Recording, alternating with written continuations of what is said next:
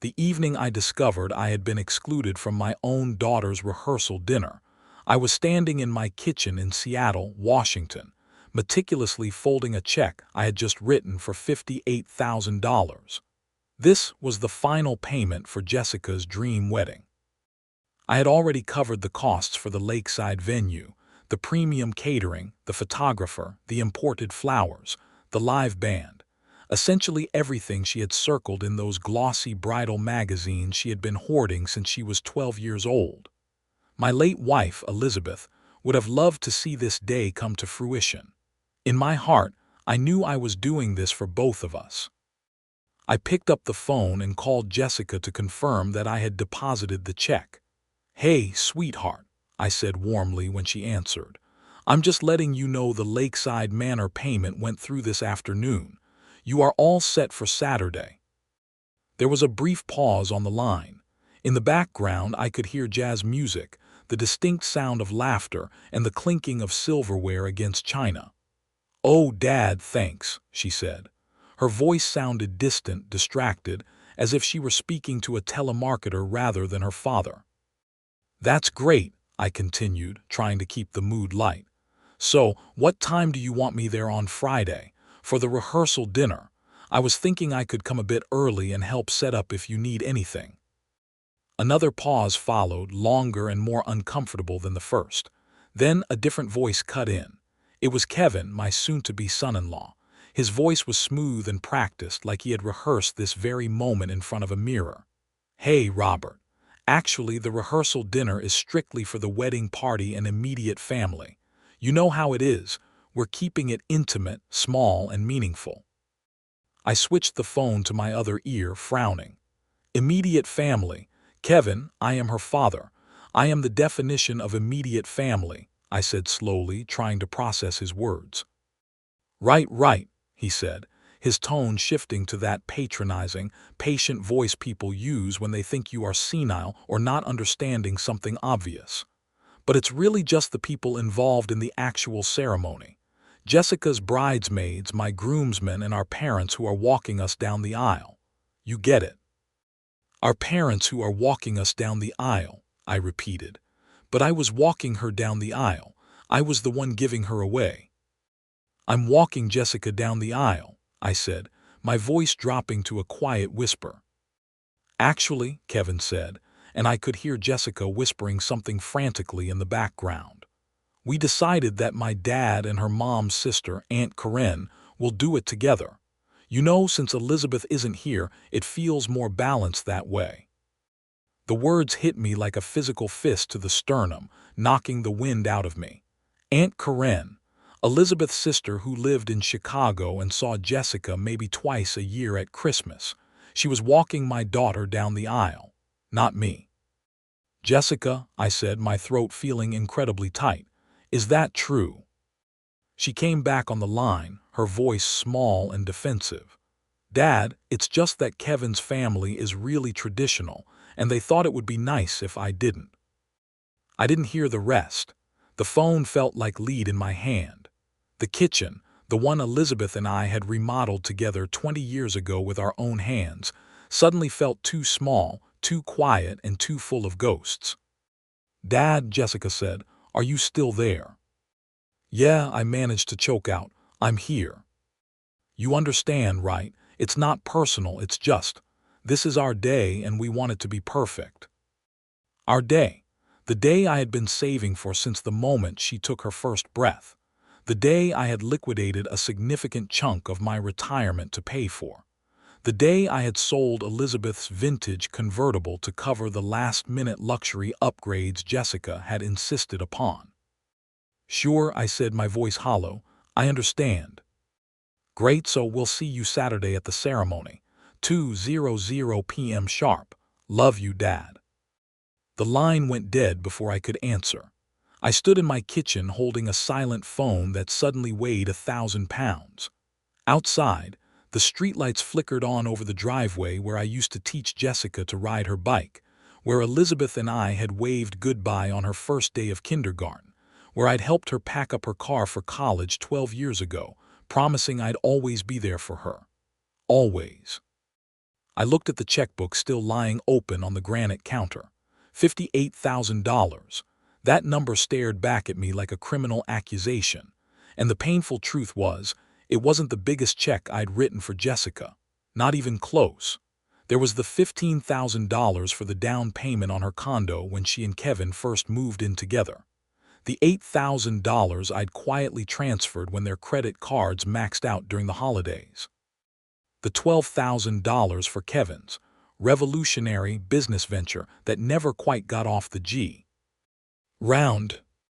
I had kept telling myself it was what fathers do. You help, you support, you make sure your child has opportunities you didn't have. But this, being replaced by Aunt Corinne, being excluded from the rehearsal dinner like I was some distant, embarrassing cousin, this was different. This was cruel. I didn't sleep a wink that night. I sat in Elizabeth's old reading chair, the one with the velvet cushion she'd sewn herself, and stared at our wedding photo on the mantel. We had gotten married at City Hall with 2 witnesses and $20 between us. No catering, no band, no lakeside manor, just love and a promise. And we'd kept that promise through my teaching salary and her nursing shifts. Through the miscarriage before Jessica, through my mother's long illness, through Jessica's college years and Elizabeth's cancer battles, we'd kept our promises. But somewhere along the way, I'd made a different kind of promise to Jessica, an unspoken one, that I would always say yes, always write the check, always be the safety net. And she had learned to count on it the way you count on gravity holding you to the earth. The morning after the phone call, I woke up early. For years, that was Elizabeth's habit, not mine. She used to say, "The quiet before the world wakes up is when you hear yourself think clearly." I had never understood that until I found myself at my kitchen table at 6:15 a.m., staring at my bank statement spread across the surface. I had been tracking my finances carefully since Elizabeth passed 3 years ago. When you're living on a teacher's pension and Social Security, you have to be meticulous. But as I looked at the numbers now, really looked at them, I saw something I'd been too guilty to admit before. In the 3 years since Jessica met Kevin, I had given them $97,000. I had written it down once before in a notebook I kept locked in my desk. But seeing it now in the soft, gray morning light, the number felt different, heavier, more real. $97,000 was more than I had earned in 2 full years of teaching. It was the down payment on the house Elizabeth and I had saved 5 years to afford. It was Jessica's entire college fund, the one we'd started when she was born, carefully depositing $50 every month for 18 years. And for what? I picked up my phone. There were 3 text messages from Jessica, all sent after midnight. "Dad, you're not mad, right? Kevin's family is just really particular about these things. Love you, can't wait for you to see me walk down the aisle." Walk down the aisle with Aunt Corinne and Kevin's father while I sat in a pew like any other guest. My hands shook uncontrollably as I set the phone down. That's when I knew something inside me had broken. Not in a loud, dramatic explosion, but quietly, finally, like an old rope that has been fraying for years and has reached its last thread. I opened my laptop and logged into my bank account, the joint checking account I had set up years ago, the one that was supposed to be for emergencies, the one Jessica had access to for when she really needs help. The balance was $3,247.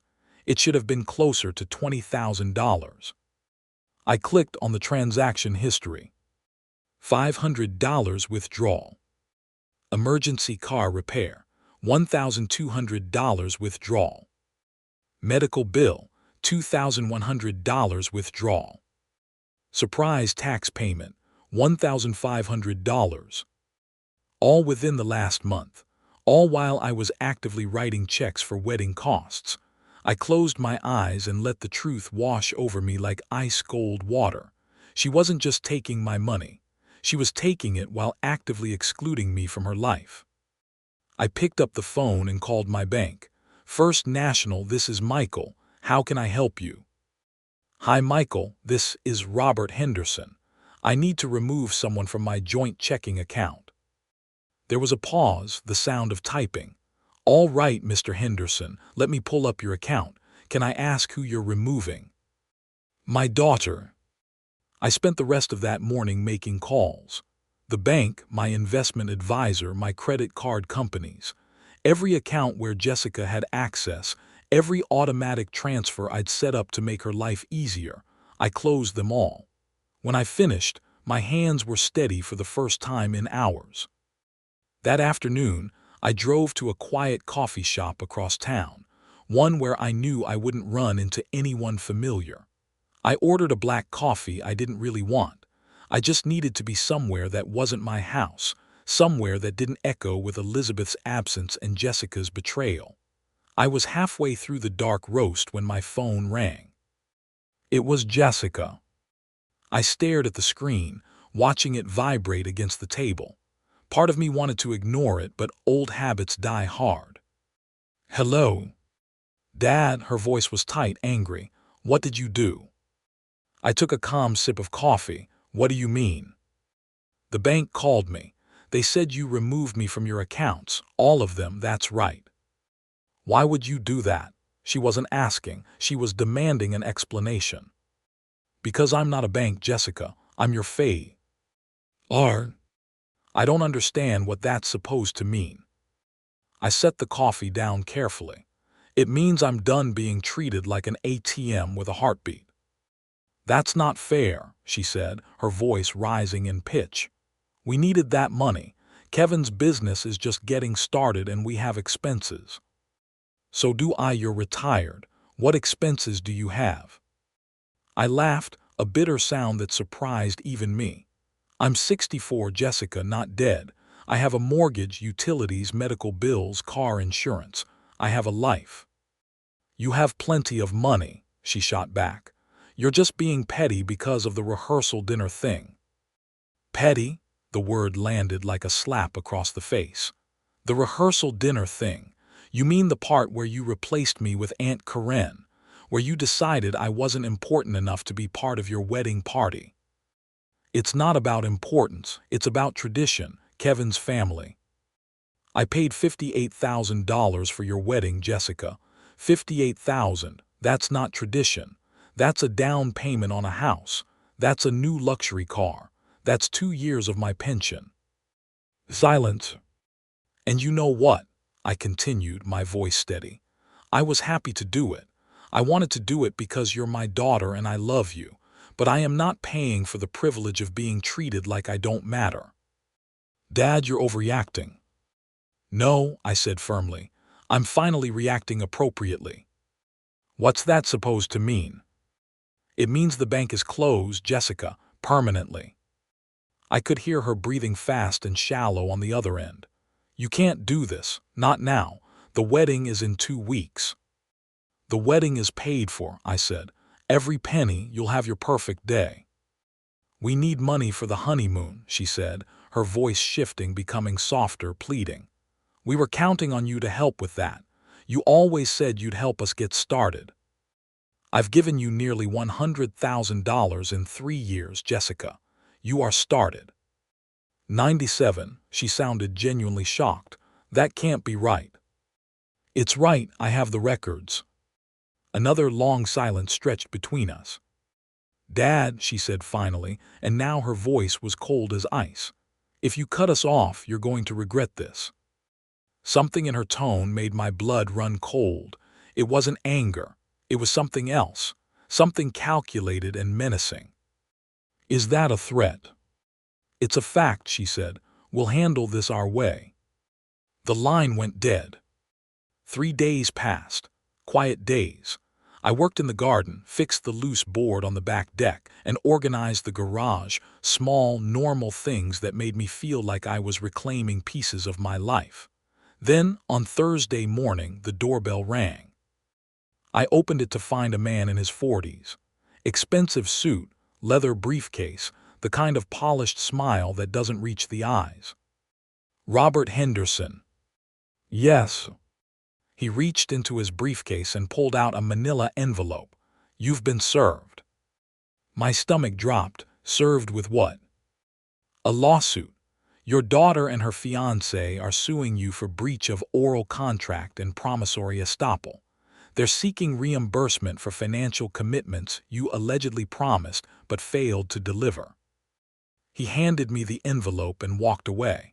I stood in my doorway holding the envelope like it was contaminated waste.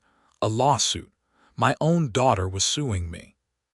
I went inside, locked the door, and sat at the kitchen table. My hands shook as I opened the envelope. Complaint for breach of contract. Plaintiffs, Jessica Henderson and Kevin Miller. Defendant, Robert Henderson. I scanned the pages, my vision blurring. The defendant made repeated verbal promises to provide financial support. The plaintiffs relied on these promises in good faith. The defendant willfully and maliciously withdrew promised support. Amount sought: $25,000 for honeymoon expenses, emotional distress, and breach of trust. They weren't just asking for honeymoon money. They were asking for damages. They were asking for emotional distress, for the crime of stopping them from draining me dry. My phone rang, unknown number. I answered anyway. Mr. Henderson, this is Sarah Lynn, attorney at law. I'm calling because a colleague mentioned your situation. Do you have legal representation? How did you know about this? Small legal community, she said. And cases like yours are more common than you'd think. May I ask, have you been served yet? 20 minutes ago. And you're alone?